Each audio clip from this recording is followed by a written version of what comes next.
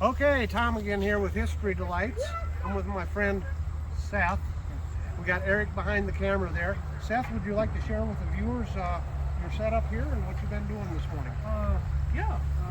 Basically, what I've been doing is making rounds for my Spencer. It's an 1860 Spencer Carbine.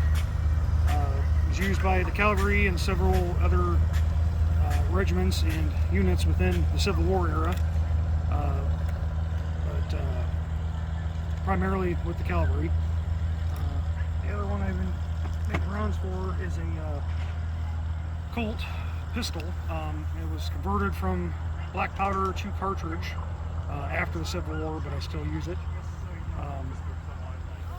So now, you had cavalry and they had these Spencer carbines. So what was the advantage of the cavalry having these and the few special units that had these? You said it's a cartridge.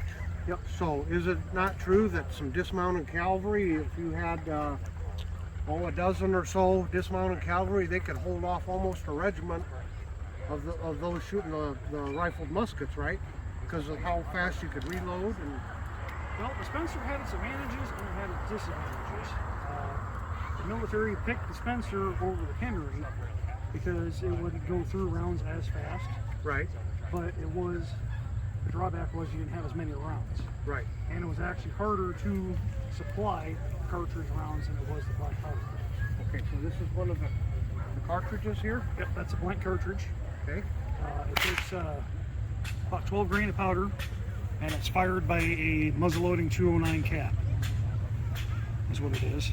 Same way with and it's a 5650 caliber. But your average infantryman with the black powder rifle, Yeah. rifled musket, a good rifleman could load and fire 3 rounds a minute. So the advantage of the Spencer is about how many rounds a minute could you fire off?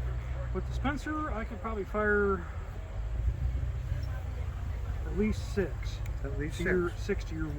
So there was the advantage of having the carbine and with actual cartridges too. But when you only have an 8-round magazine, You're you can go reloading too. Yeah, you can reload just as. I mean, it's a simple. This it's a 2-step fire, but you got to pull the hammer back, you cock it. Okay. Like that. Sure. And it's a process, and you have to pull the hammer back each time. Okay. Because if you don't, you'll end up rifling each time you go through. Sure. Okay. And that's not a good thing either, because that was one of the drawbacks of it, is that you'd end up wrecking your firing pin, or you'd ruin, or you'd wear out your receiver. If they got excited, they would do that, though, probably. But it was excellent for cavalry because you're on a horse. Yeah, well, that's the difference between the long barrels, Right, the carbine and the shoulder barrel. is when I've got it all sling in there, but when you're on the horse, there's a little D-ring that this slides into, and actually the carbine will sit right here, so you're carrying the weight, and it's easy enough that you can pull it. When you pull it out, you're supposed to pull it out and swing it around. Okay. And that way, you don't swing it forward, you got to swing it out and around. Sure.